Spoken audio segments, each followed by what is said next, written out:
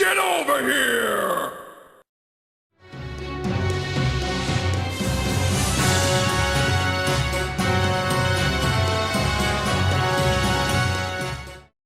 I thought the kid's angle in Awakening was pretty intriguing, as it expands upon a mechanic from Genealogy of the Holy War.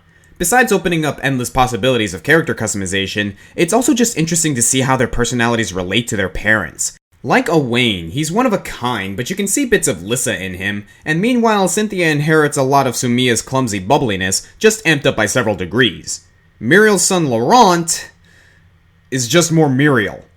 No, not even. He's just Muriel again, but worse. Now, don't get me wrong, I actually really like Muriel, but she was already pretty flat. She's with the Shepherd since the beginning with little introduction, but her vocabulary and obsessive-compulsiveness are enough to keep her interesting. Plus, she's a superb mage and her romantic S-support conversations crack me up.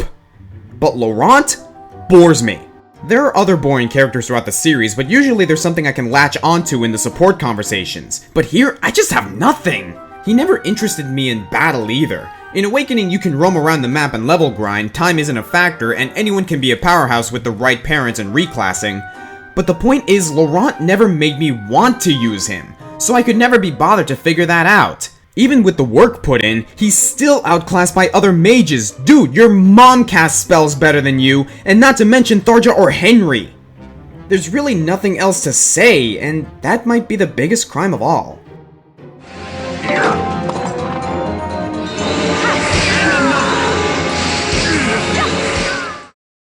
Everything I hate about Khalil is summed up the moment you recruit her. She traipses into camp, mistakes Ike for a common grunt, and when the general dares ask her name, she responds, "What kind of low-born greeting is that? My name is Khalil, and I am a first-class mage. It's not often you find beauty like this coupled with intelligence like mine, but it's true nonetheless. Beauty, brains, and brawn. The goddess has seen fit to put the abilities of 3 people into one delectable package." Just what we needed, more egotism. Who even is Khalil anyway? I don't see why she's joining the army other than for money and attention.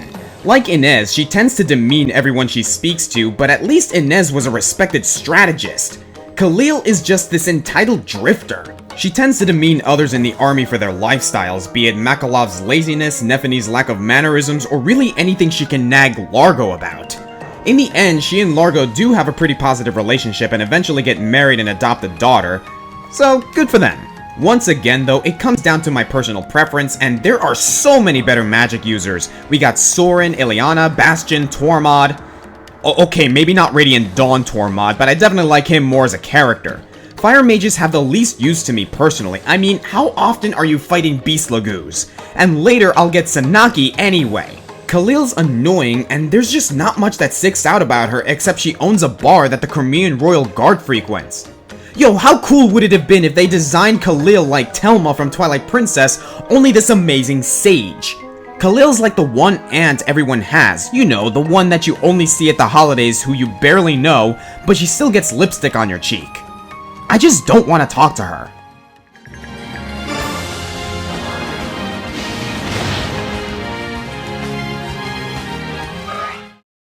In Chapter 4 of Sacred Stones, we get a glimpse at a peculiar trio. The Berserker Dozla, the Rogue Renak, and their leader, the incomparable Princess Rochelle. Oh, Rochelle. I actually don't have a problem with her. Surprised? Yeah, Rochelle's another egocentric character, but there's a huge twist. Sure, she's obsessed with herself, but she's also obsessed with her friends. She has her flaws, certainly. She's ditzy, makes rash decisions, and is highly concerned with fame, but she matches that with concern for others. She forms a really tight friendship with Erica and Ephraim almost instantly and is often a shoulder for them to cry on. She doesn't always need the spotlight on her. And even if she does enjoy the fame, at least she puts her energies towards something productive, slaying monsters and protecting travelers.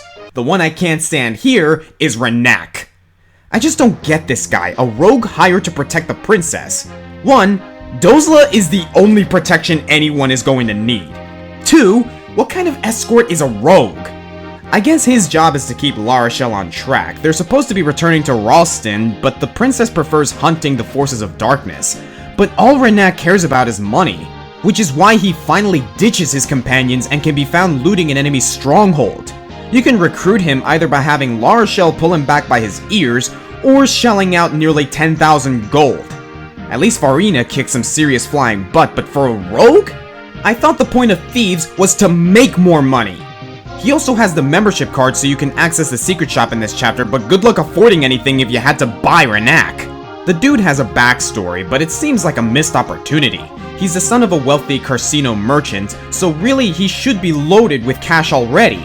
He mentions to Dozla that his father was really stingy and made him work for his inheritance, but he just took up thievery instead. I could see him being worried that he won't get paid for escorting the princess, but actually he's just worried that he won't get paid enough. You want 50,000 gold? Emperor Mansell is getting gypped. I can buy 2 Farinas with that and still have enough left over for Hugh. Rogue is a weird class anyway. It's nice that you can open doors and chests without lockpicks, but Renak's base stats are so poor, he's hardly worth the character slot. Granted, his main replacement, Colm, isn't any better when it comes to combat, but the game forced me to use Colm since chapter 2, so I might as well stick with him. Plus, I can make Colm an assassin and just give him a lockpick. Or do the same with Marissa. Or, hey, I can buy keys from the world map! God, thieves suck in this game! I miss Matthew. But the worst part about Renak is that he's a completely static character. Even with A supports, he's either going to whine and moan to Dozla, drool over Tethys, or belittle Colm. The only one I kind of like is him with Laurent, where it turns out he's a great dancer, but the graphical limitations make this scene hilariously awkward. Garrus Vakarian, you are not.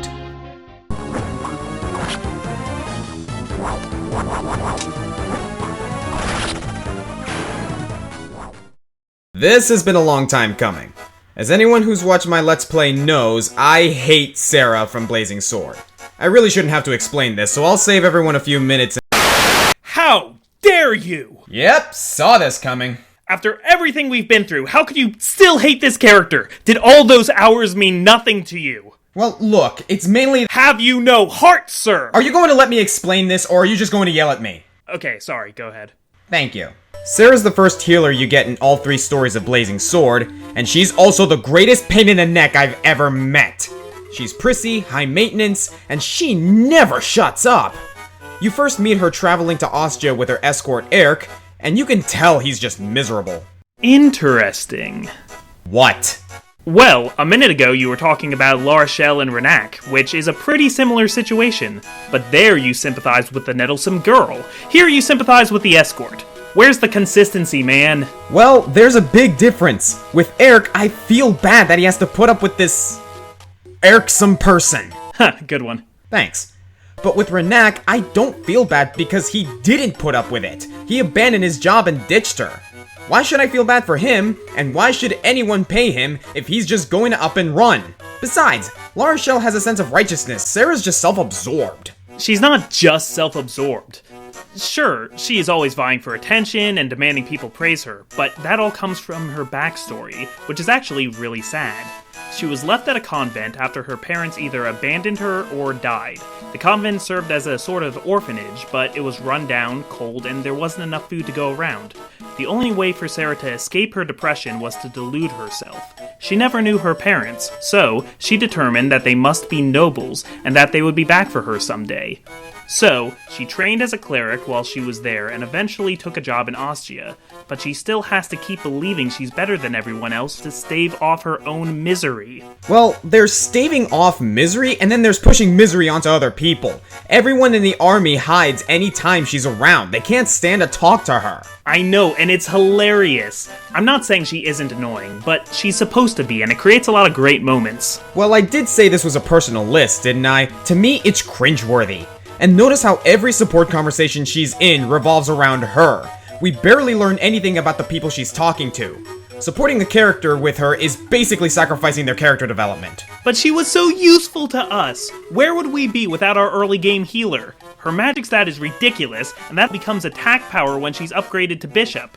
Remember when she took out Linus? I seem to recall Lucius being twice as powerful, and he can use staves too. True, but then we had to wait for his staff rank to go up. Sarah's probably the best healer in the game. And that's another thing. I hate leveling up healers. 11 experience for every heal? For one level up, you've used up most of a heal staff. Says the guy who paid 20,000 gold for Farina. Hey, don't make me bring up the Lance Reaver incident again. Okay, we'll agree to disagree. Finally.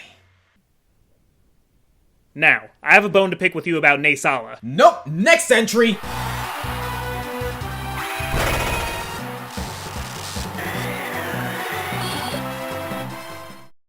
In the end, I had to change the title of this video. It was originally going to be top 10 hated Fire Emblem characters, but that just didn't feel right. Hate is a strong word, and there aren't many Fire Emblem units I can find unbridled disdain for. Sarah maybe, but for the most part it's just nuisances. Now villains, there's some hate fodder there. Marquez Lau, Sonya, Volter.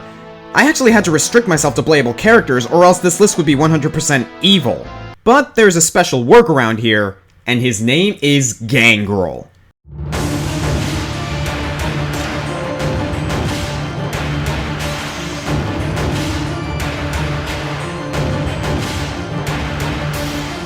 Look at him. Just the sight of him makes me want to spit. Just saying his name makes me want to take a shower. Just hearing his voice makes me want to punch someone in the face. You disgust me. The Mad King of Plagia, Gangrel plays the main antagonist for the first arc of Awakening. He started his life as a thief in the slums, but clawed and stabbed his way to becoming the obligatory villainous monarch. Here's the fun part. After you defeat him, he can later be recruited in Paralogue 18. This isn't an Einherjar. This isn't like getting Volter in the post-game or Petrine in mission mode. This is a full-on, honest-to-badness playable character, so let's give this guy the roasting he deserves. From the very beginning, he was trying to incite a war with Elise. In support conversations, he explains his thought process. He saw Walhart expanding the borders of Valm, and he knew that he would eventually try for world conquest, so fearing this, Gangrel decided his only solution was to take over all of the countries on his continent and forge an empire capable of fending off Walhart. Wow. Just wow. Did you ever consider, I don't know, an alliance? Plagia, Regna Ferox, and Elise could have joined forces. Emran was making diplomacy pretty easily, but peace isn't part of Gangrel's vocabulary. I guess the Sultry Witch and the Sith Lord seem more reliable.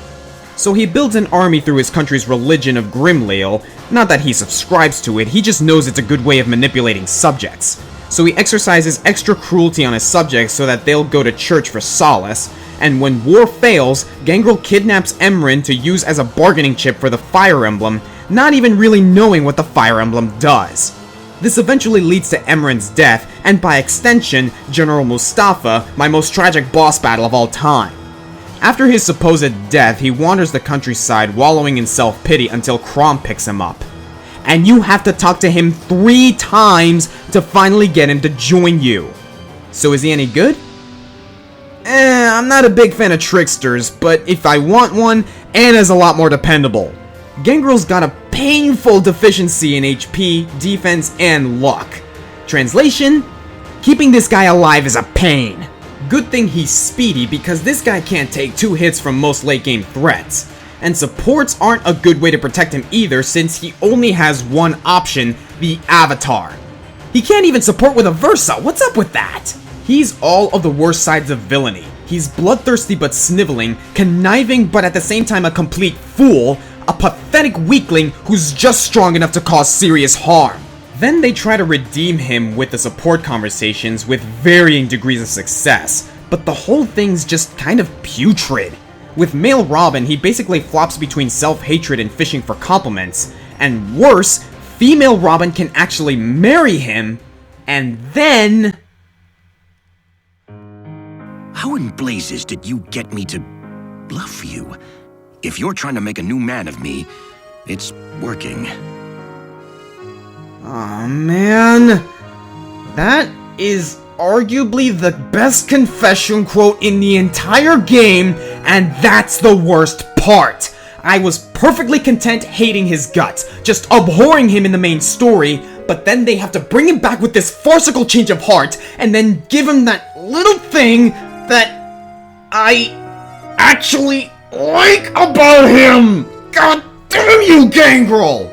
It's a testament to the writing in Fire Emblem that no matter how annoying it may be, I find something redeemable about all of these characters. Khalil has great weapon ranks in all the elements, Renak is a good foil to Rochelle, and Sarah... well, I suppose I've derived a lot of enjoyment from my continued loathing. As for Gangrel, he's someone I love to hate to love, and occasionally, hate to hate. I am the Green Scorpion, and I finished writing this just as Fire Emblem Fates came out in the US, so I can't wait to see what detestable new characters join the army next. But in the meantime, I hope you guys enjoyed watching another Green Scorpion Countdown, and if you want to watch more of my videos, then be sure to hit that like button and subscribe to the Green Scorpion channel where countdowns, reviews, and let's plays are posted every single week. And hey, if you want to keep up with me as a whole, then you can follow me on Facebook and Twitter.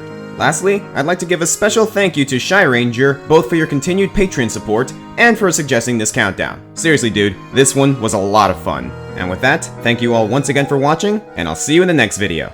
Take care.